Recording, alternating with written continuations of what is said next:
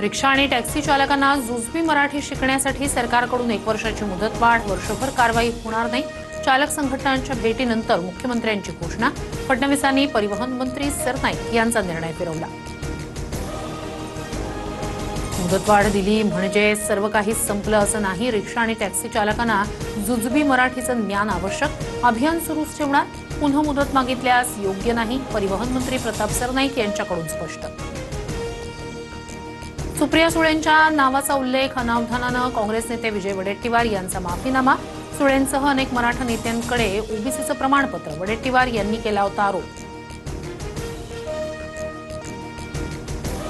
नेपाळमधील पुरात अडकलेल्या महाराष्ट्रातील नागरिकांशी व्हीसीद्वारे मुख्यमंत्री फडणवीसांचा संवाद. घाबरू नका, शासन तुमच्या सोबत. नागरिकांना सुखरूप मायदेशी आणण्यासाठी सर्वतोपरी प्रयत्न सुरू.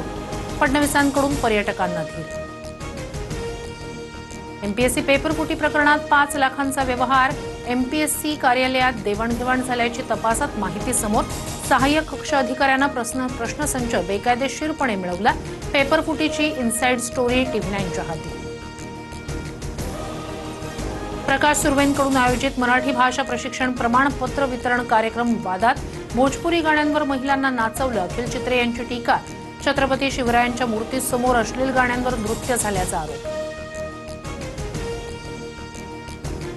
पावसाळा संपत आला तरी मुंबई महापालिकेच्या शाळांमधल्या विद्यार्थ्यांना छत्र्यांचं वाटप नाही.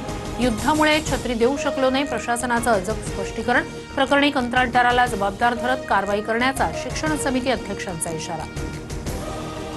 2.5 वर्षांनंतर मुंबई महापालिकेवर शिंदेंचा महापौर बसणार. 1.25 वर्षांचा महायुतीचा फॉर्म्युला. पालिकेच्या निकालानंतर समन्वय समितीच्या बैठकीत शिवसेनेला शब्द. सूत्रांची माहिती. जेवण करून उपोषण करा. मीही उपोषणात चोरून खायचो.